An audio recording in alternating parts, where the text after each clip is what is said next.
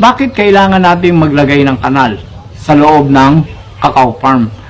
Kung ang level ng lupa ng tinataniman mo is plain, so maaaring tigilan niya ng tubig. Lalo ngayon, ang precipitation ng is almost, kailangan lang niya is 2,500 millimeter in the whole life niya na ma-experience ng cacao tree natin. Paano po kung sa 1 year is dinapuan tayo ng labing-anim na bagyo, halimbawa, sa loob na 1 taon? Ilan po yung bagyo na yan na dumarating sa 1 taon? Buti na lang po ngayon, wala pong pupunta sa Western Visayas. Kaya, salamat din po kami. Pero ang malakas pong ugat ngayon is yung ulan is yung easterly, saka yung habagat. Habagat po ngayon, kaya malakas po ang ulan.